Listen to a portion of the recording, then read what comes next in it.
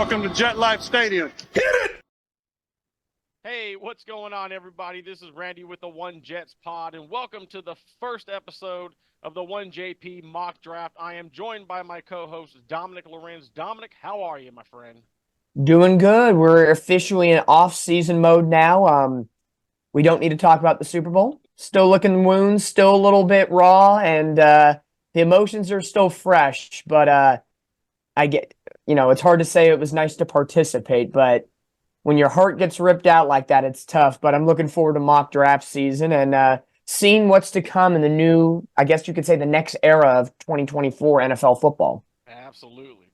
Now, before we go any further, before I get ripped in the comments and all over social media, I am not a draft expert. I am not a scout expert. I am not a player expert. This is just for fun. Yep. Some content. We're slow in the offseason. It's kind of that dead zone time, before the freaking free agency period, before the draft. Yep. So you'll see Dominic and myself here every week as much as we can be from here until the NFL draft. We might do a special, for the draft, all this is going to change. Everything's, it's going to look different as the weeks go on, as I pay attention to the people I respect the most. Shout out Dom C and Green Bean. As they talk about these draft prospects going forward through the weeks. So as the more I watch them, the more I learn, the more things will change as we do these mock drafts. So we might not pick, the same players every week. Situations are going to change. Free agency signees may change. We got to make it fun. Got to make it fun. Got to make it interesting. So starting off, go ahead. No, keep the viewers on the toes. That's what it's all about. Keep them on their toes. You can't know what we're picking next because, hey, we've seen some strange things in drafting before. Oh, yeah. Maybe the last couple of years it hasn't been too crazy. And again, we can't predict when a team is going to trade. It could be in the first round. It could be in the fifth round. All those different scenarios. So I think for this week, it's going to be straight up picks. We're not saying, oh, surprise Chargers draft, trade up to number one, or, we're not, Well, we can't control what the computer does. No. So if the Chargers do want to trade up to number one, we can't do anything. No. So, but yeah. And I hate to correct you because this is my fault.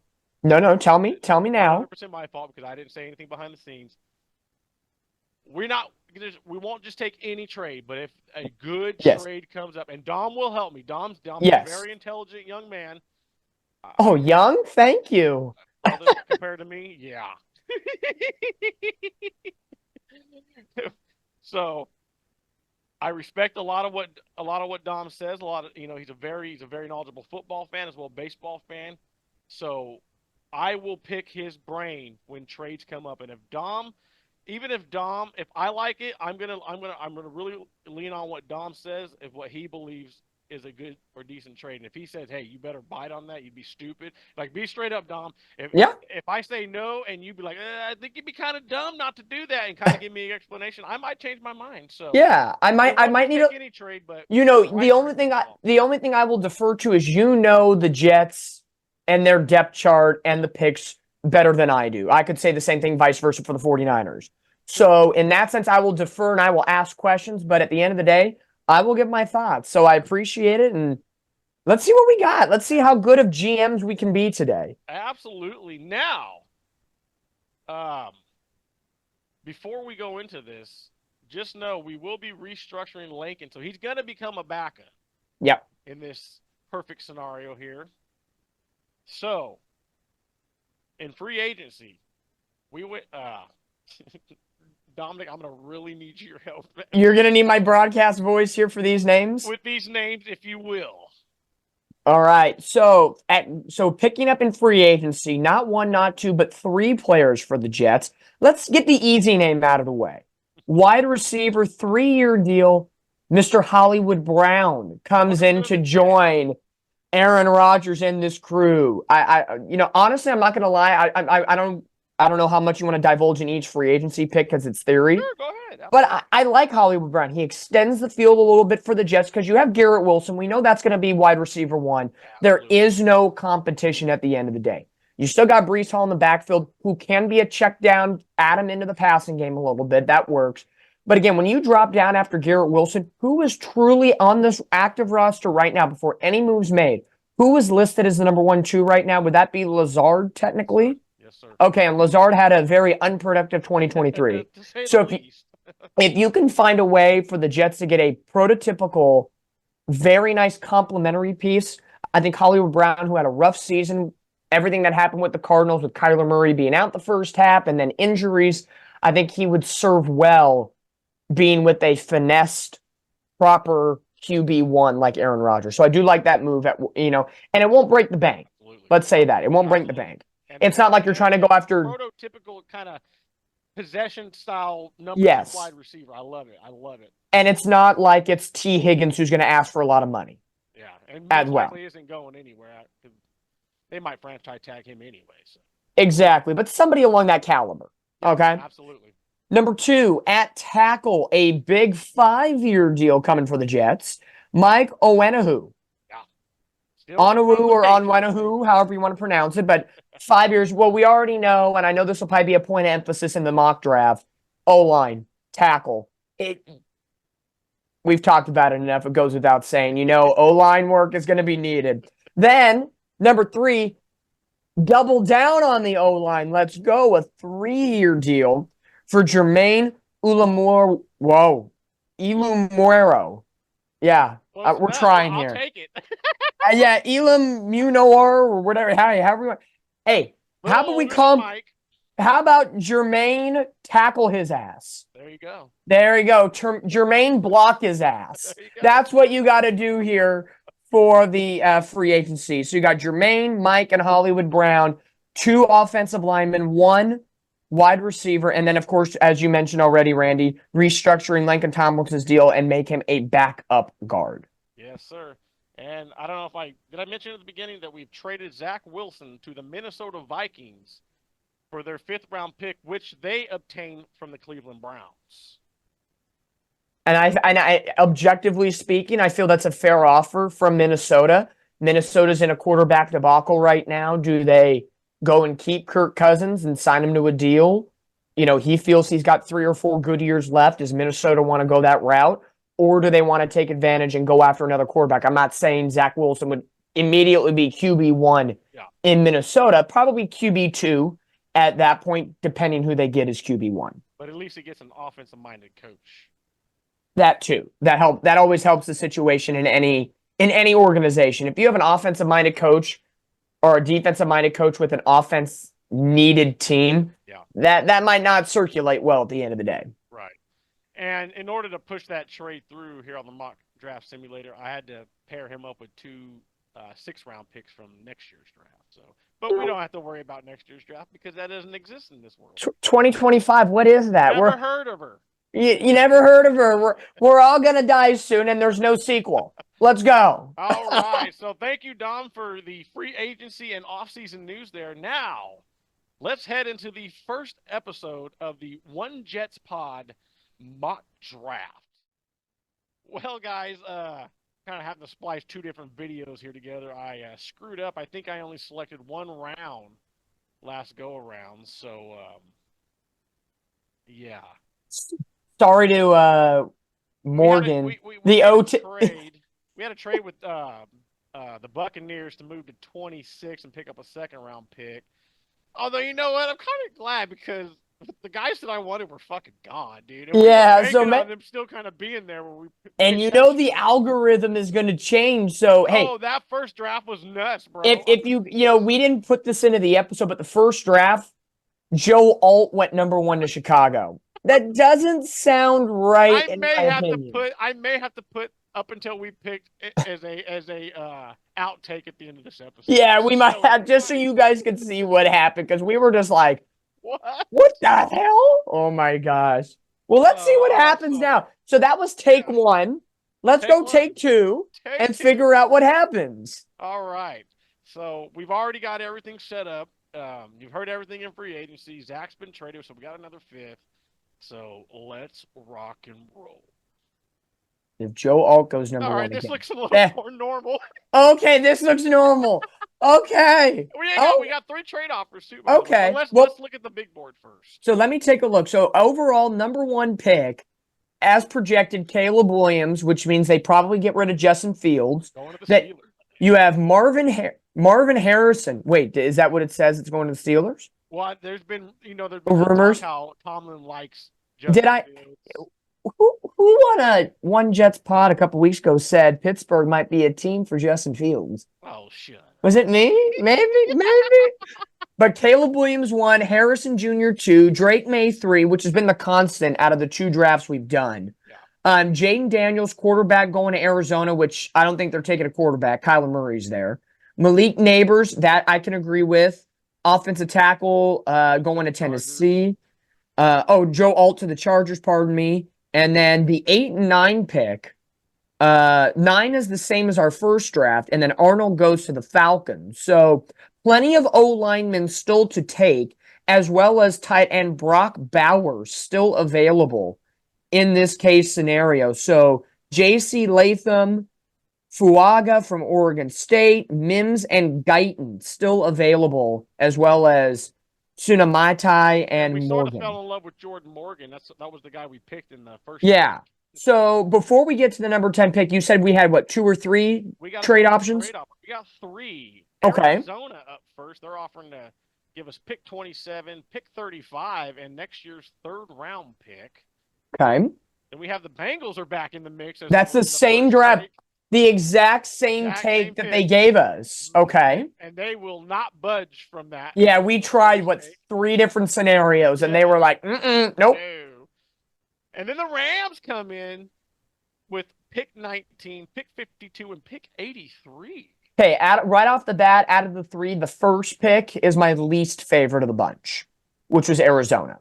Okay. We saw, and maybe this is a little, cheat sheet a little bit, but we saw what happened when we dropped to 26, what O-lineman availability were there.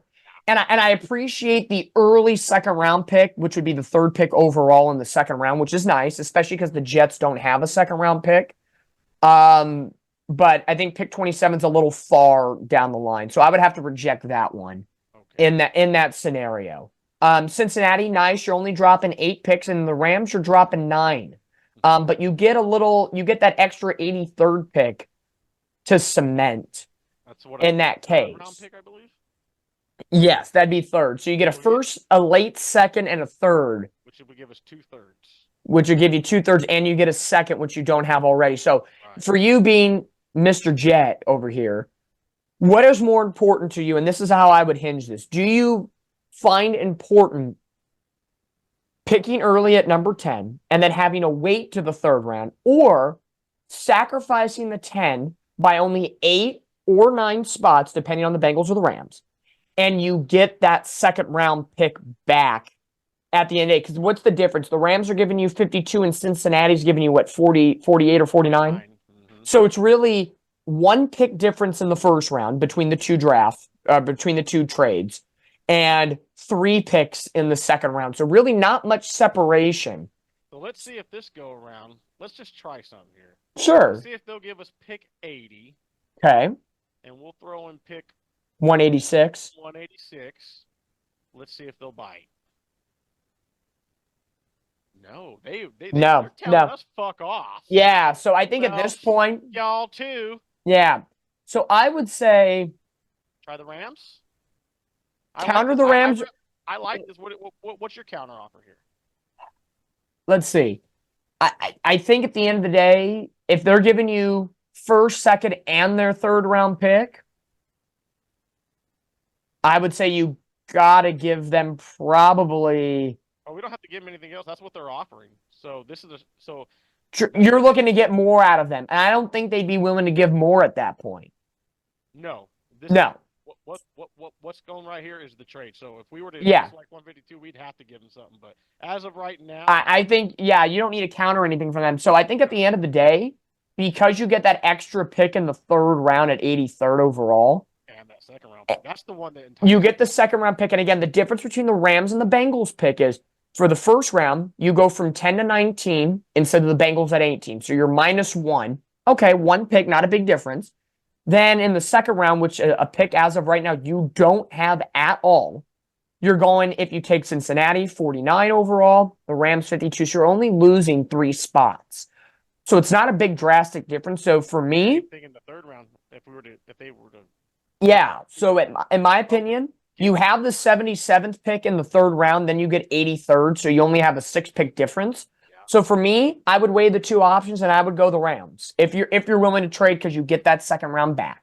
Absolutely. No, I like the Rams offer here. Okay. Let's accept it, why don't we? Something going on here. My bad. Okay. Now, the Rams in the first draft that we did, they took O linemen. Yeah. So let's see if they do the same thing here at number 10. All right. So we're now back. We're picking 19. All right, get off the trade. Okay, so let's see what. Here. So what ended up happening in between on the original draft side of things? So what did the Rams do? They took wide receiver Rome Odunze. Mm-hmm. Now, which is interesting because they got Kupp, Nakua, Robinson. That's a nice pick. I could see it. Brock Bowers goes to Minnesota, which doesn't happen because Hawkinson's there. That's interesting.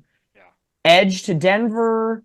Wide receiver Raiders. Offensive tackle Latham goes to the Saints. Edge, cornerback, wide receiver. So at the end of the day, from pick 10 to 19, we only lost 1 opportunity at an offensive lineman. So you still have the plethora of options. And this is the time where we pick. Absolutely. So you got Fuaga, Mims, and Guyton are your top 3 options. Yes, sir. All of them are probably my favorites of to get drafted by the Jets. Okay. Especially at 10. If they Yeah. Now, I know I see we have trade offers. Yeah. And I know we're probably not going to take them, but let's see. Yeah, that's Nope. Nope. Next offer. No. Yeah, 7th round pick. No. 7th round pick. No. No. Nope. Reject them all, baby. All right, we're picking here. So let's talk about it for a second. Fuaga and Mims, those are your top 2. I think as they are ranked right here is between Fuaga, Mims, and Guyton. Is that how you would rank them 1, 2, 3 in your mind? Yeah, I guess so. Maybe Guyton above Mims. Okay. Yeah. Because according to my projections here, they have Fuaga as the 3rd best, Mims the 5th best, and Guyton the 8th best. Wow. What was Fuaga? Fuaga's rated as an 88.6, 3rd best O lineman. Mims 87.9, rated 5th. Oh. And then Guyton 8th best at 86.6. Yeah, I think with Fuaga there at 19, I think it's kind of a no-brainer. So what's the write-up on Fuaga a little bit? I just want a little more clarity. Fuaga's elite power and elite explosiveness serve as a high ceiling trait, but Fuaga is much more refined and much more actionable as a day 1 NFL starter than he gets credit for. In the run game, Fuaga maximizes his power component with sharp angle awareness, urgency, smooth hinge flexibility, and a finisher's mentality.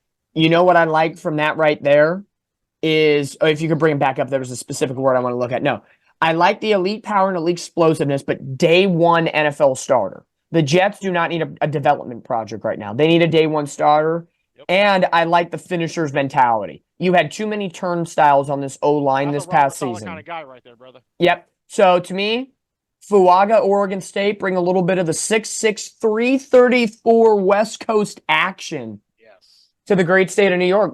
Let's book it. Ladies, Dominic, do you want to go ahead and announce this pick? Here we go.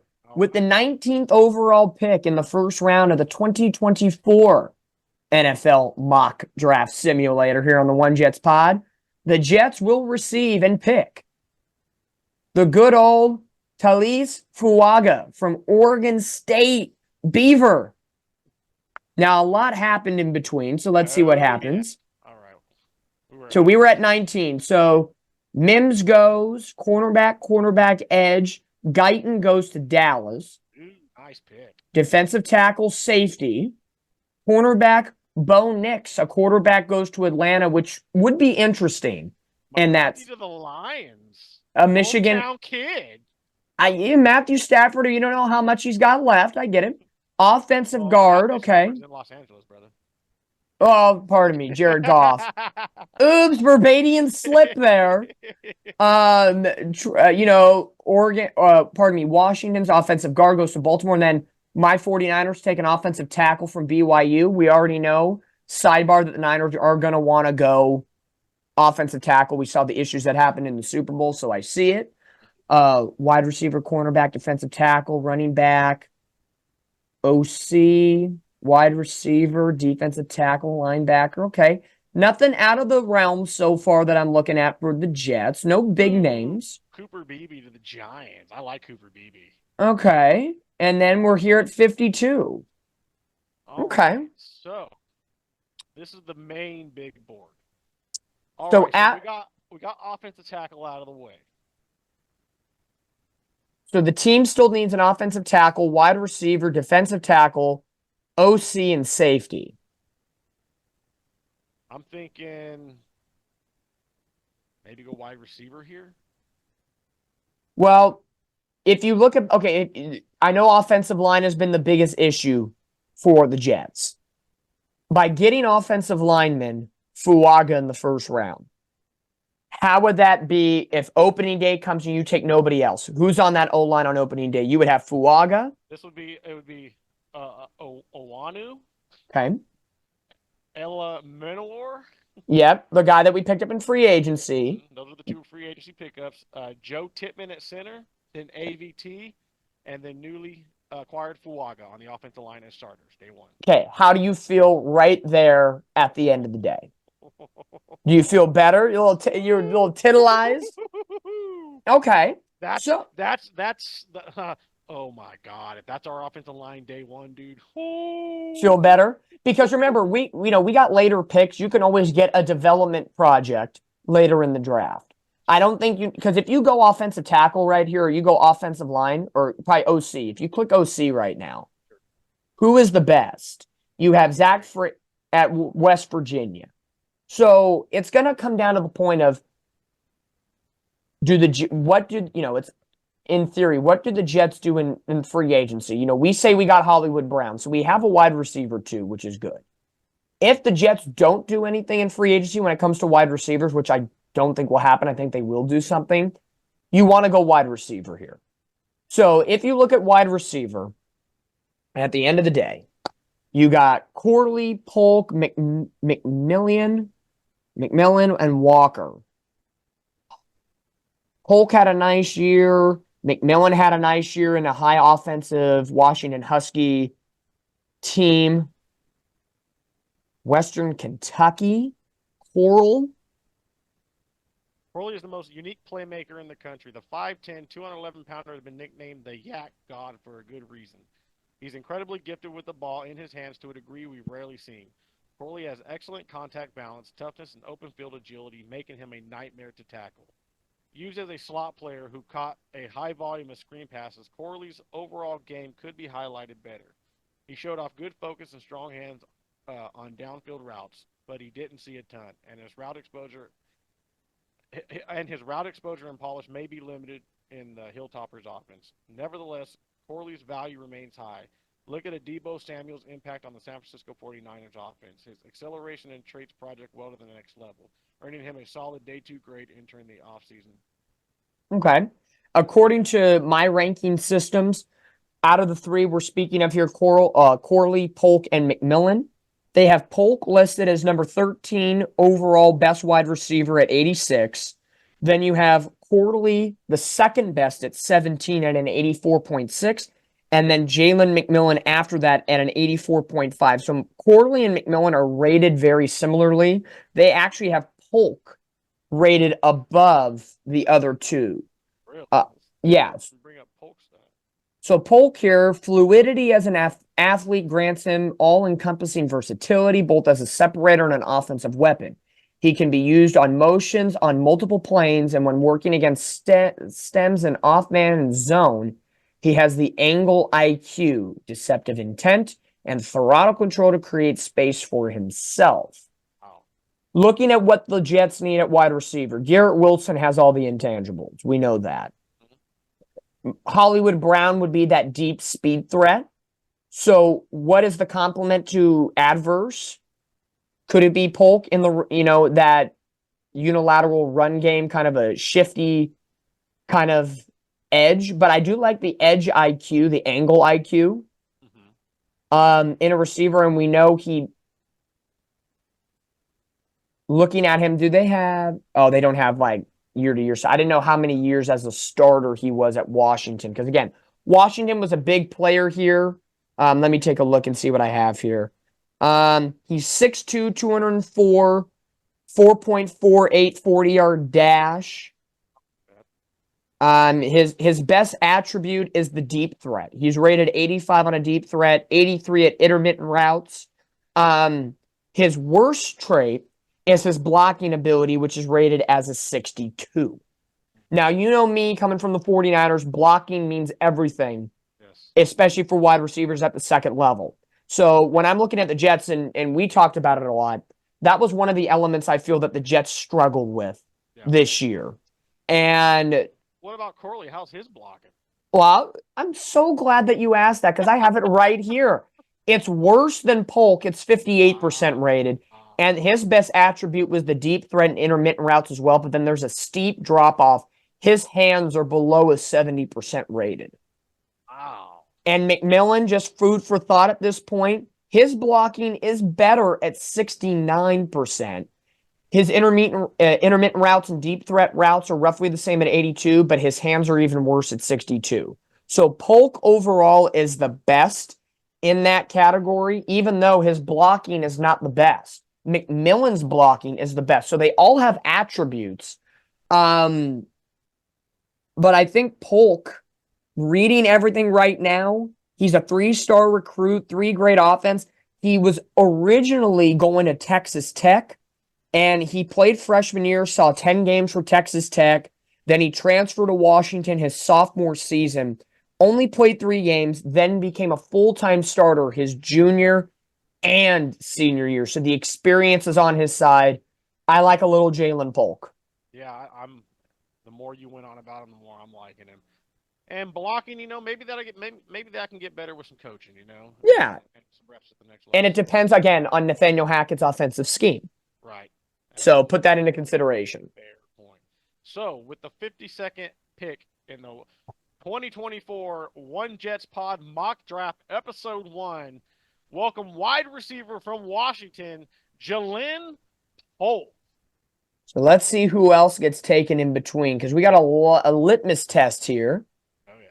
So after that, you got running back, wide receiver. So Corley goes to the Browns. Okay, tight end, quarterback. So Penix Jr., the quarterback, gets the backup job with Tampa. Interesting. I honestly like that, because if Baker Mayfield only has a couple years with Tampa and Mike Evans and Chris Godwin stay, Penix to them, nice threat.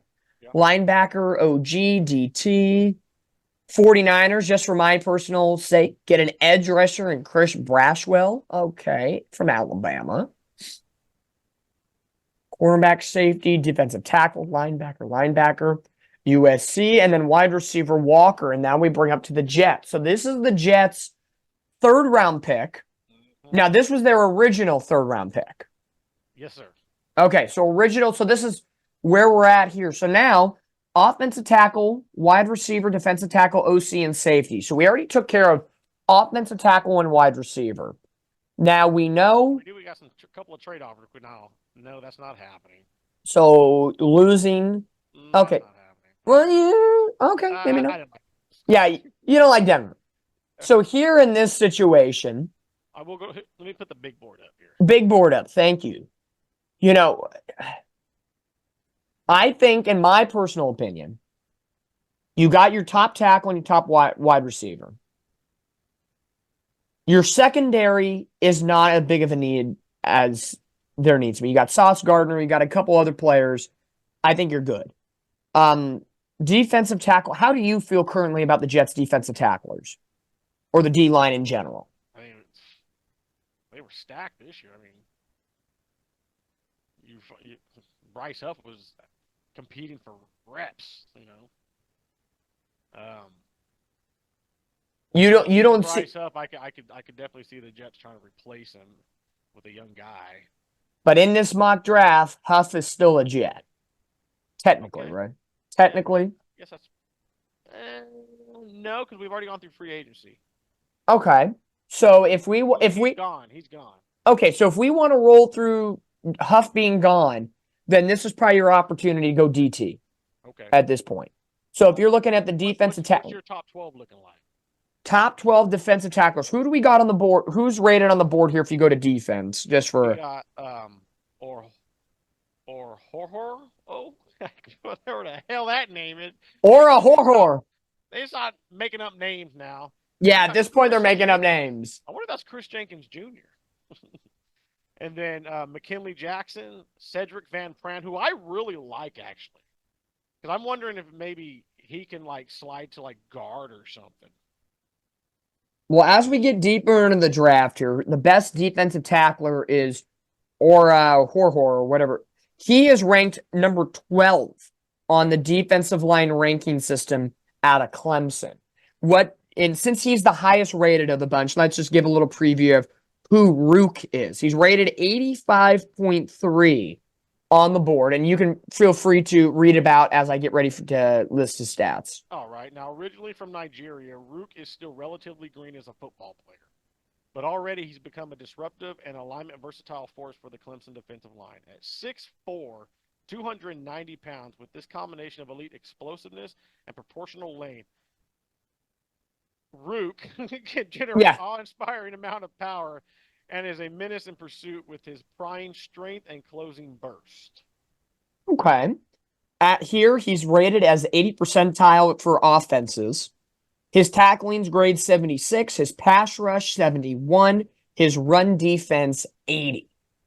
And his big attributes at the end of the day, he was a 3-star recruit. 2019 was a freshman, saw 10 games as a freshman, 80 snaps. Sophomore only played 4 games in 33 snaps.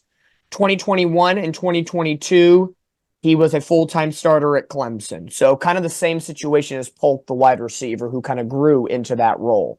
Chris Jenkins, the defensive tackle at Michigan, is a nice piece if we're going to compare Rook to somebody else. I know Jenkins in this scenario out of Michigan, national title winner. Let's see where he's listed here just for the good conversation sake that we're at here. I don't even see him listed here on my board. Yeah, so maybe that's not. Maybe I missed him. Let me take. Maybe he's in the earlier rounds here. Actually, yes, he is. Chris Jenkins is actually ranked 7th in my projections on here out of Michigan with an 86.5. He is a defensive lineman / edge rusher. So if you need a little bit of a combine here, that would replace Huff, with that edge rushing. So he had 2.5 sacks, 35 tackles, 16 solo tackles in the championship year for Michigan. 6'3", 305-pounder, 4.9 40-yard dash. Here we go. I fucking knew it. Being the son of former NFL All-Pro, former Jet, it's no surprise that Jenkins has some of the most enthralling tools in the class. He's an incredible explosive athlete off the snap, both laterally and vertically, and has suffocating straight at the point of attack. Going further with his burst, twitch, and mass, Jenkins can levy impressive amounts of power into his attacks, and he trends up with his hands usage and energy efficiency. It's exciting to think about the potential that remains unearthed. Oh, dude. I think we know. I think the numbers are going to speak for themselves, but I think Chris Jenkins, coming from that mold of Michigan, the University of Michigan, that national title team, that gives you an edge. Yep. So I think I know where we're going. Son of former NFL All-Pro Chris Jenkins, former New York Jet, in the words of that former New York Jet, get the fuck out of the drill! Ladies and gentlemen, welcome to the New York Jets, defensive tackle Chris Jenkins Jr. Chris Jenkins Jr., let's go! All right. So we're still in the 3rd round here. We're Okay. 2 third rounds. So wide receiver, cornerback, tight end. Spencer Rattler to the Raiders. I'm not a big Spencer Rattler fan. I think he sucks. Our boy Rook to the Jaguars. Okay, they need that for sure. I kind of like that. Yeah, that's a good move. Okay. Running back, cornerback, running back, and here we are at 83. And So we've taken care of business essentially. Dom, Yes. there's a player on the board that I told you I liked in our prior pick, and he's still there. Cedric Van Pran. There he is, and I think he's a guy that can possibly slide to either guard position, because Joe Tippmann's the center, but he would be a good backup to Joe. We're gonna go ahead. Let's see what we got. We got Cedric Van Pran would have contended with Joe Tippmann and John Michael Schmitz as the first center off the board in the NFL draft. Van Pran is an excellent mover who possesses an innate ability to pursue the correct angle. Angles have been a very important part of this conversation so far in this draft. At the second level, while having the lower body composition and power to be a difference maker at the first level. 6'4", 310 out of Georgia. Let me see where he fits at this board, because if we do this, this is a situation where we will have taken the tackle, the wide receiver, the defensive part, and now we're going to take care of the OC part of the equation. Looking at everything. If we get Van Pran, I say he could probably eventually slide to one of those guard positions, or be a very good back. I think so in that case. And even though I'm looking here, he is listed. Yeah, screw the listing. Van Pran. Van Pran. It makes sense. And now, but look at who you've gotten so far from these colleges, these quality programs that are primed and ready. You have Washington, you have Michigan, you have Georgia, you have Oregon State. 4 quality, collegiate organizations. So we're going to go back, see what went down. 83. All right. Running back, safety, linebacker, safety, cornerback, edge, defensive tackle, edge, safety, cornerback, defensive tackle. Who are my Niners taking? Let me see. We got Mason Smith and Tanner Bortolini. All right, so more defensive and offensive work for the 49ers. I see. And running back, quarterback, tight end, linebacker, wide receiver, running back, offensive tackle, wide receiver, offensive tackle, quarterback, cornerback, and wide receiver. Okay. All right, so I think this twice in the next 3 picks, sir. I love this. So I think pick 111, you can get a little dangerous here and a little spicy because you have that emergency pick at 113. Yes, sir. So I know this isn't on the team needs board. Show me who is a quarterback available right now. Ooh. Show me the quarterbacks. I know a lot of them have been taken off. Let's see. You got Sam Hartman, Joe Milton, Jason Bean, Austin. Keep scrolling through the list. It doesn't have to be the top 3 off the board. Carter Bradley, Davis Leary. Sorry. Yeah, no, it's not looking good. Okay.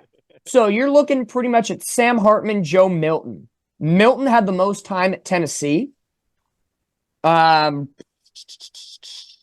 Let's see. Controlled pocket movement versus pressure, big arm, acceleration through throw and motion is insane. The ball gets to the opposite hash instantaneously for Joe Milton. Joe Milton listed as the number 10 overall quarterback. Really? Yeah. Looking at who we have here, on my list, they have Caleb Williams 1, Drake May 2, Daniels 3, Penix Jr. 4, Bo Nix 5, McCarthy 6, Spencer Rattler 7th, Michael Pratt out of Tulane 8, Jordan Travis 9, Milton 10. They have Hartman at 11, and then Tua Tagovailoa's brother at 12. So Milton over Hartman in this case, based on the one I have. He's an 80.1 rated quarterback, 6'5", 235, 4.7 in his 40-yard dash, a 33-inch vertical. His best attribute is his release point and his speed at 90%. His short pass in 73, medium pass in 79, long deep pass 67, but he rushes and scrambles very well at 81%. And then finally, he's rated 75 at reading the defense. Oh, bitch. So sell me on Joe Milton, dude. Yeah, I'm not trying to sell you. I'm just trying to think. If you have pick 111 and 113, you can get a little dicey and go off because in reality, let's play reality card. Sure. The Jets should go out and get a backup quarterback and a free agent quarterback, like a Jacoby Brissett, like maybe Gardner Minshew might be too much, but bare minimum, a Jacoby Brissett type quarterback. We should probably have added that into the fucking offseason plans. Well, hey, that's why we have these mock drafts. So maybe next time around we do that. We will. I promise. But no. But this is a good food for thought. If the Jets don't, maybe they learn their lesson. Maybe they don't. The latter, probably most likely. Latter most likely. But so for me, if we pick quarterback between Joe Milton and Sam Hartman, because those are your top two, Hartman, a little bit better at reading the defense. He's exceptional, though, at the deep ball at 93%, but he's more of a pocket passer at 55%. He has the scramble ability. That's where that dips his numbers off the most, is his rush scramble ability. He would be very much so like a Sam Howell for the Commanders right now, like a Drew Brees. He ain't running out of the pocket. Tom Brady. If it's not a quarterback, we've taken offensive tackle, wide receiver, defensive tackle, another offensive guy. Where would you go if it wasn't quarterback? Where would you like to go? Would it be offense or defense, first and foremost? I'm looking at the guards. I don't know if you have this in front of you. Where I does could. Christian Mahogany rank? Christian Mahogany and Leighton Robinson. Let's look at those two. Okay, let's go offensive line here for a And second. and while you're looking, I'll bring up their. Oh, they don't. We must get into the part of the draft where some of these guys don't have a write-up. Yeah. Let's see. You have Mahogany and Robinson. Yeah. They're going to be a little bit deeper on the boards here. Actually, not that bad. Funny enough, Christian Mahogany ranked higher on this sheet than Cedric Van Pran, Really? who we already took. Oh, wow. And Leighton Robinson isn't even in the top 24. He is listed as 31 out of Texas A&M. So let's look at Mahogany for a second out of Boston College. Sure. 84.5 rated, 17th overall offensive lineman. His intangibles, a 5.32 40-yard dash, so a little slower, but he's 6'2", 318, makes sense. 74 overrated defense, 89% pass blocking ability, Wow. 83% run blocking ability. He's projected to go third round, 79th overall, and he's ranked 17th in the position. So he is projected by most metrics to go. If you show who we picked again, our picks thus far, he is projected to go where we took Chris Jenkins. Yeah. In that rough round sentiment. This could be the guy that replaced Jermaine after he leaves in 3 years. So it could be that scenario. His, agility moving puts his length to good use. Good aggressive hands landing in solid position punches to help with the run blocking, coordination, and balance within the targets. Burst off the line, good in pass protection. He understands angles. There's that word again. There's that angle, and Mahogany does a nice job working with teammates to build a pocket and anchoring against bull rushers. Yeah. Christian Mahogany sounds like a pick. Yeah, I think so. Like I said, I think this is the guy that's going to replace Jermaine Elamwanawar, whatever his last name is. Yes. In 3 years. So Christian's going to take 3 years to really learn this Jet offense and hone his craft before starting for us in about 2027. So, ladies and gentlemen, welcome to the New York Jets. Offensive guard from Boston College, Christian Mahogany. So now we have a pick coming up at 113. Congratulations to Mahogany for becoming a Jet. Well, we just got a trade. We pick up another pick. So we would just swap a position, and you actually. No, this isn't happening. Why? Tell me why. Tell me why. First of all, I'm not giving up Mr. Irrelevant. So if they want anything, they're going to take 253. Okay. That's where we're at. We're just swapping. We're basically just moving up one. And you actually get to move up higher in the draft to 198 over 253. I think I'm going to take this one. And I think I know where I'm going to go. Well, propose it and see if the Falcons accept it. Yeah, that's true. Huh? There we go. Okay, take it. I think Again, having that, and they got Jacob Crowling from Arizona, so they really wanted that wide receiver for, the Raiders really wanted, or was it the Falcons or the Raiders? Oh, Falcons. Pardon me, Falcons. They got Javon Solomon, so they really wanted an edge rusher, which is fine because we didn't need that. So quarterback, if this is where you want to, this is where we pick up old Joey. Okay, so back to the quarterback conversation. Sure. Hartman was the better deep threat, the better cerebral quarterback, but less movement in the pocket and versatility. Milton was above average on mid throws, but he had more escapability out of the pocket. What do you like out of the bunch? Do you want somebody who's different from Aaron Rodgers or similar to Aaron Rodgers? Because to me, if you want someone similar, you would go Hartman. Okay. Wow. Oh man. Okay. Now you're fucking with me a little bit. Now I'm trying to think GM because we had this situation this year with Aaron Rodgers being a set standard, Zach Wilson, who was the complete opposite, who could move, and you could see that it just didn't work. Sam's not good on any kind of rollout or anything. They just have him rated as a 55.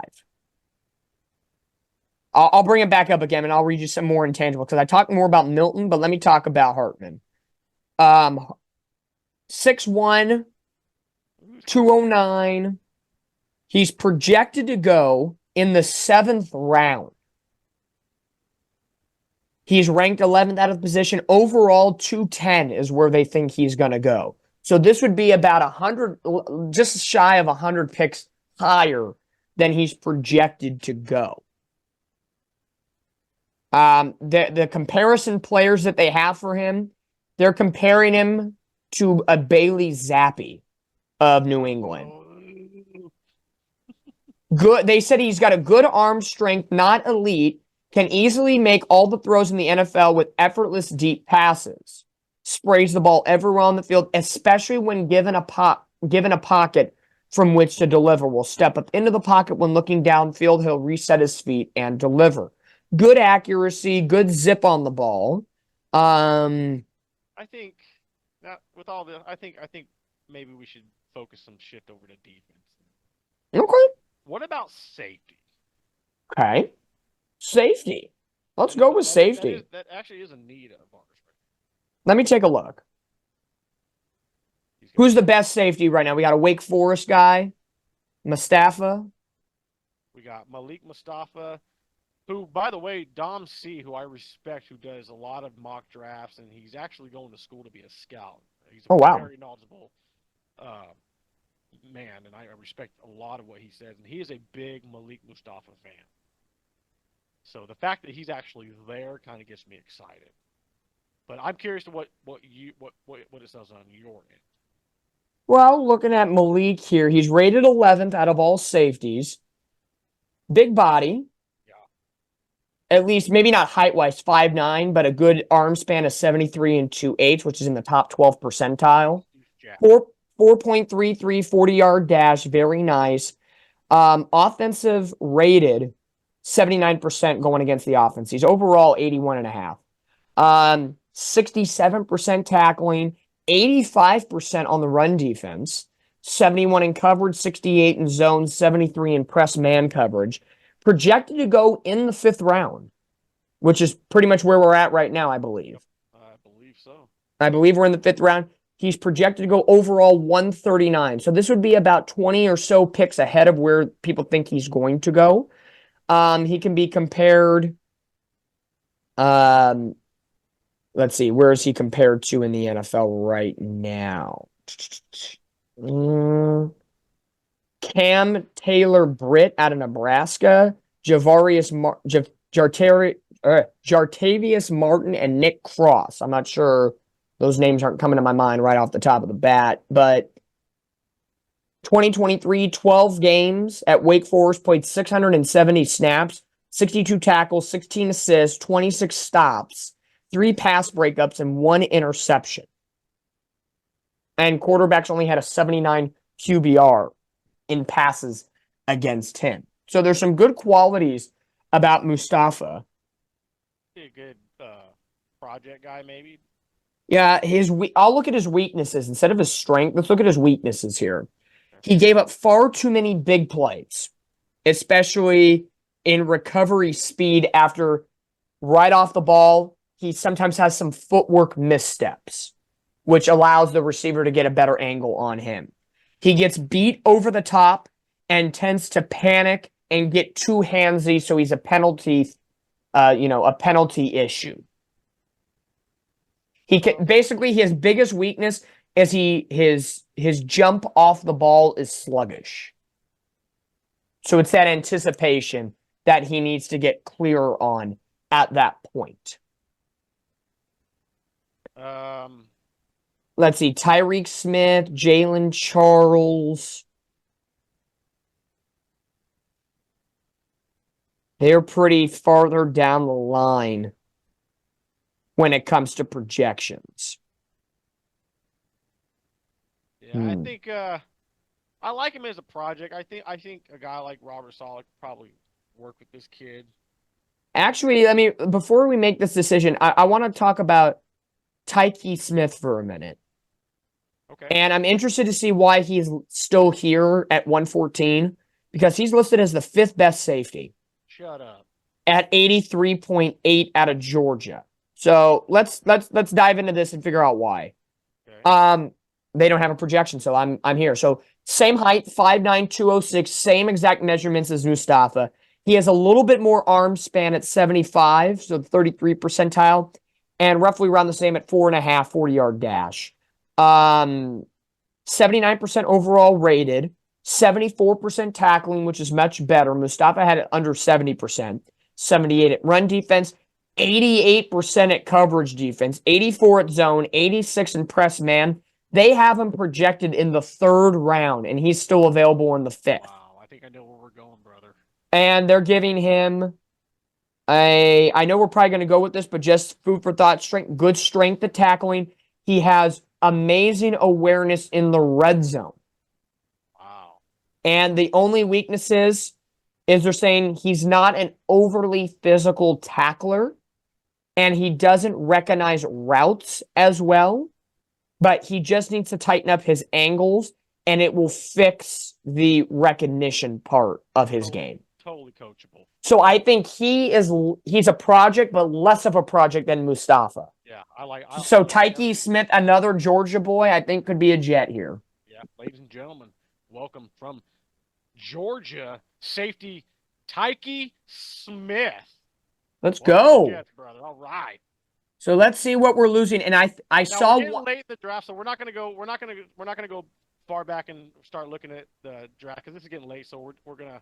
Yeah, I did see there was one guy that went off the board that I had my eye on, not just for the 49ers, but for the Jets in this case too. Wide receiver Brendan Rice out of USC. Oh, Jerry's son. And I think on this pick, I think a 49er got him. This is the only thing let's see. Joe Milton went to the Lions. Joe Milton goes to the Lions. Let's see. Luke McCaffrey, Christian McCaffrey's brother, goes to the Bengals. Let's see. Where did it go? Because I saw. Let's make sure he did go off. Yeah, he came off the board. Yeah, I saw his name.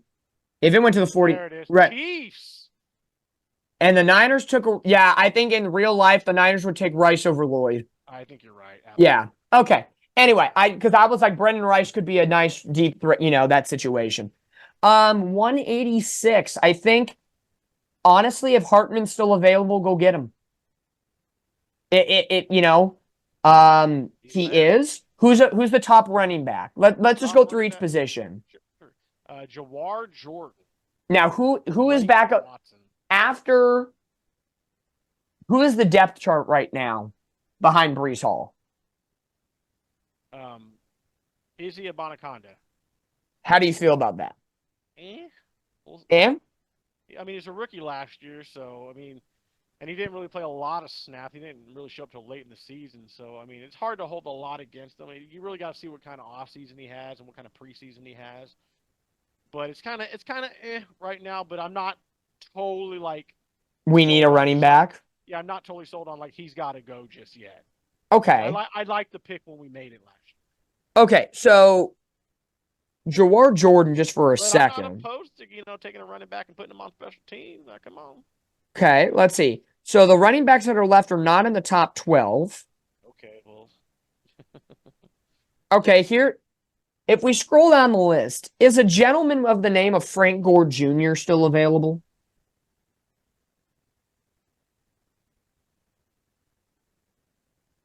He is right there at 445.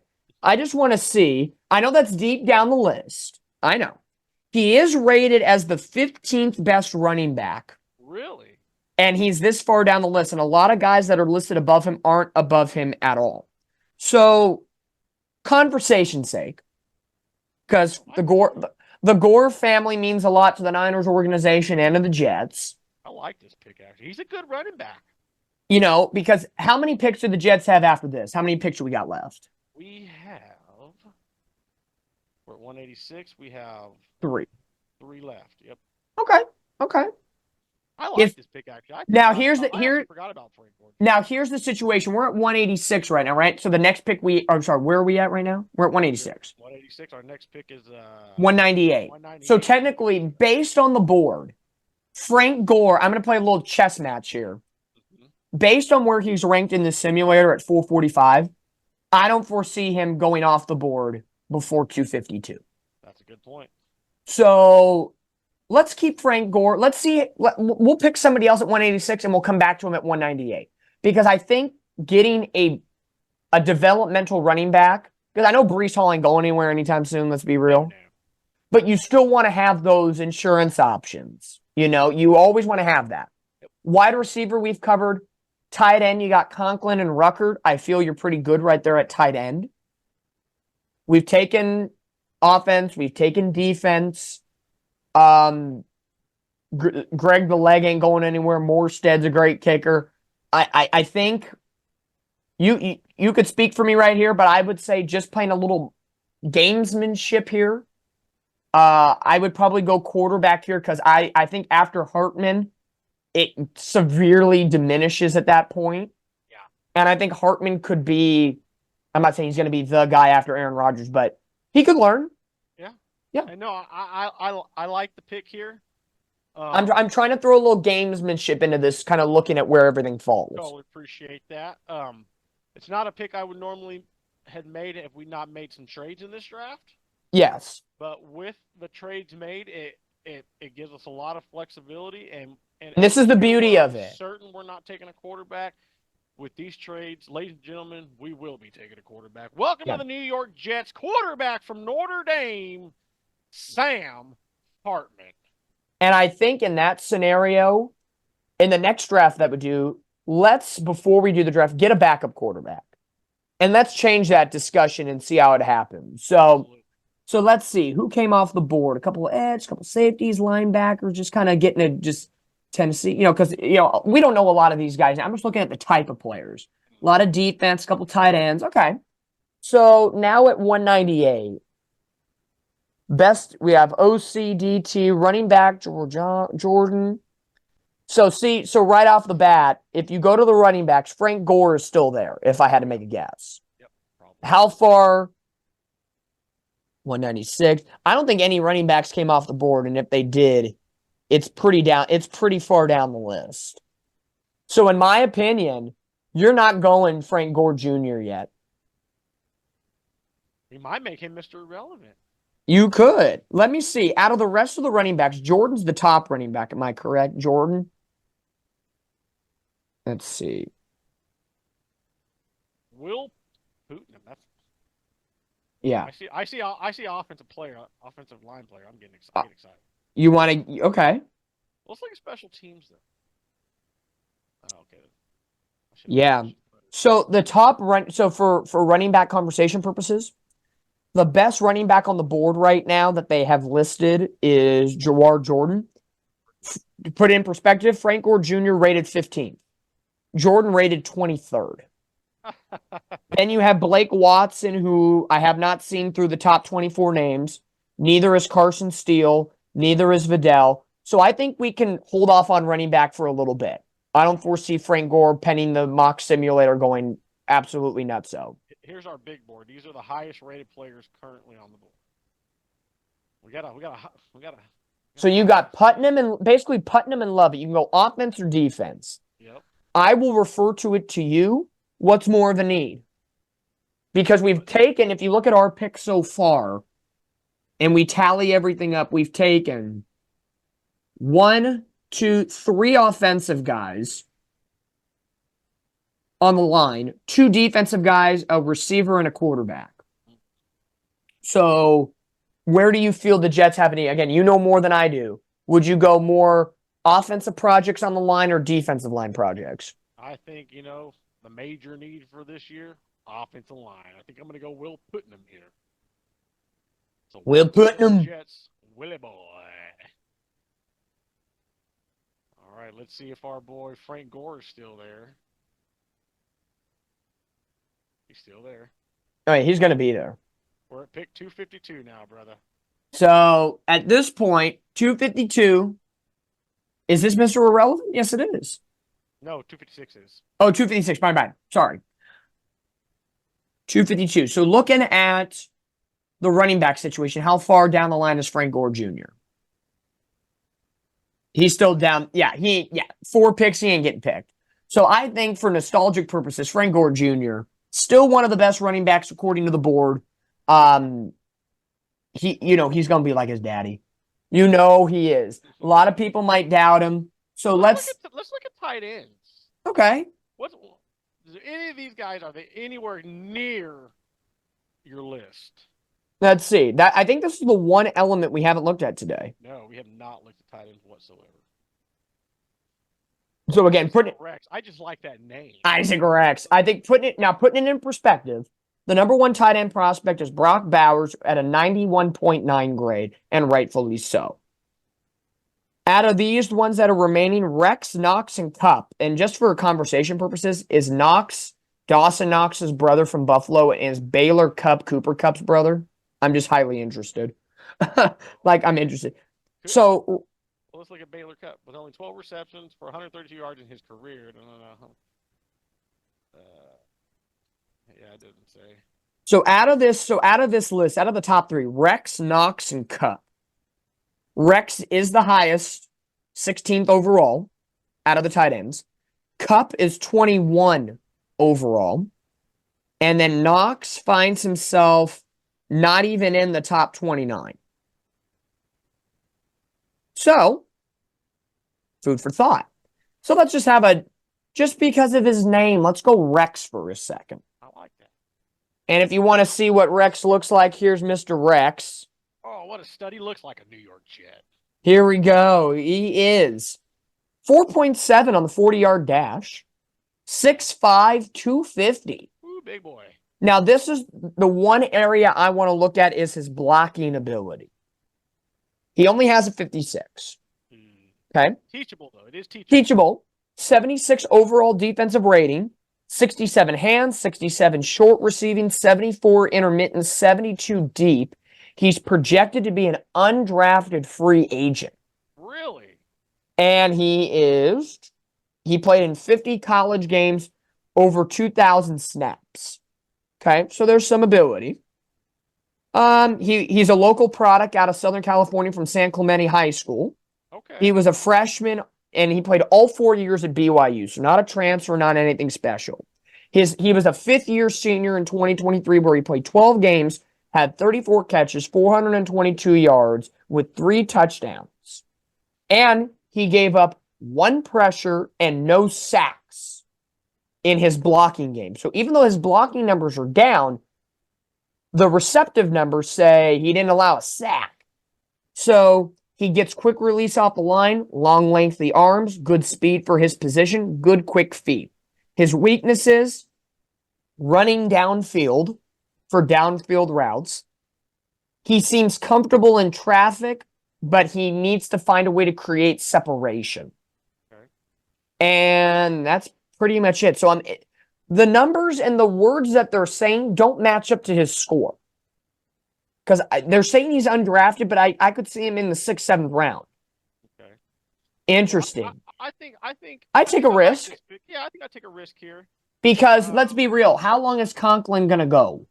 How long is Ruckert gonna go? Well, Ruckert is fresh. So let me. Well, they're both relative young. Rucker's really young. Oh, we got a dog barking. Oh, there we go. He wants Rex. Hold on, we're almost done. Hold on. Yeah, I think we're gonna go with Rex. I kind of like this pick. Everything you just said, I like. So we're gonna go ahead and take him. And then that takes us to Mr. Irrelevant. Now we know who we're going if he's there.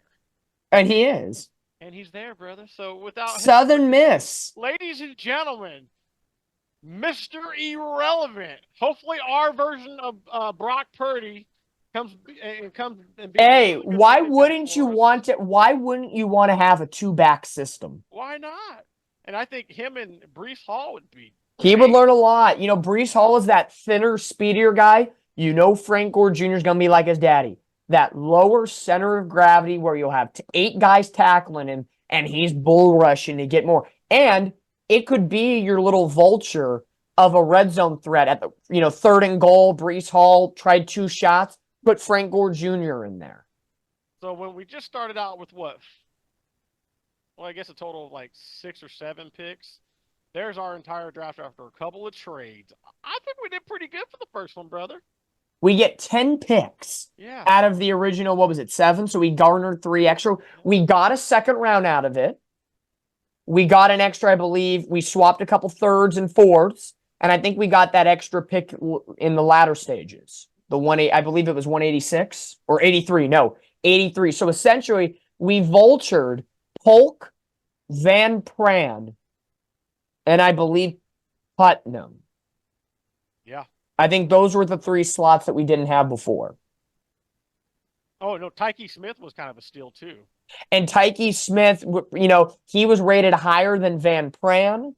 And remember, Frank Gore Jr. was rated higher than a bunch of the other running backs. Yeah. So to get a 15th rated running back in this draft as Mr. Irrelevant, you clearly address the needs of the offensive line with Fuaga, Van Pran, Mahogany, and Putnam. So you get 4 guys, and to boot, you get Isaiah Rex, who can be, as I always compare it to, like a George Kittle, who's like an extra O-line guy who focuses on the pass game and the run game as a blocker. Absolutely. You get. I'm happy with our first episode. I think this is a decent draft. I think we did a good job. I think looking forward to the next draft next week. I think, keep what we had of trading away Zach Wilson. Maybe see if we get a different value for him. See if we can trade for somebody else and sign a free agent backup quarterback like a Jacoby Brissett, Gardner Minshew, something along those lines. Yep. And maybe look at the upper echelon. Now, the 2 O-linemen that we got in free agency, were those upper echelon guys? Yeah, those are starting guys. Those are starting guys. So maybe on the offensive side of the ball, because I know we took Polk 52nd overall, what if the Jets get somebody like a T. Higgins or someone of that high caliber? Okay. I like your thinking. I like your thought process here. Maybe look at some now I forget in the draft simulator. Can you make trades with other teams with current players? In one of the simulators you can, but you gotta fucking pay for that shit. Okay. Because I was gonna say maybe we try to fool around, but no. Don't worry about it. I think we can do that in our minds ourselves. Mm-hmm. But I really think the trades that we picked up today set the tone very nicely. I think finding a way to re-garner a second-round pick will be very helpful. Now, maybe in one of these drafts, we negate the second round and let it go by to see what could happen. Yeah, one of these drafts we'll just have to do the straight up. We'll have to work with what we got. No trades. No trades. And I think but there has to be free agency. Yes, of course. But not yet. We want to play around with the simulator first before we get into the as we are. So I would say next week we already have a quarterback, and the Jets have that 1A, 1B combo receiver with Garrett Wilson, like a T. Higgins, like, I forget who else. Maybe Michael Pittman Jr. or Mike Evans or something. Yeah. let's play that into the conversation, and maybe we just go all in, maybe more of a defensive minded draft. We'll see what happens. But Absolutely. screenshot that baby, and we gotta save. You know what we gotta do? We gotta save each of these mock drafts that we do, and on draft night, see which of our mock drafts was closer. We should. I'd do it. I will take a screenshot of all of our mock drafts, save them. I will post them on our page, so we always have them. Yes. And I'll keep them on a file here on the computer, and we will have on our draft night special. We'll record hours before the draft, obviously, but we'll actually it'll have to be after the draft. So we'll wait till the draft goes, and then we'll do a draft recap, and we'll go over our picks over the course and see how close we've got. I like it. You know me, I always love seeing the before and after of things, and I've talked about it with you, the futuristic 2024 scheduling and this and these matchups. It's always nice to project those. Absolutely. So, ladies and gentlemen, we thank you for checking us out here on the One Jets Pod. If you liked what you saw here, make sure to leave us some comments. Let us know what you thought of this draft, what you would do differently. We're always looking forward to your guys' feedback. We thank you for your support. If you're listening on the audio side of things, we thank you for listening all the way to the end. Make sure to like and give us a 5-star review. If you're watching on YouTube, make sure to like and subscribe. Smash that bell notification so you're notified every time we drop some content. Again, we thank you for joining us here on the One Jets Pod. On behalf of Dominic, we thank you again for joining us here on the first ever One Jets Pod mock draft. And we'll see you all next week, and we'll see you down the road. Go Jets. Happy off season.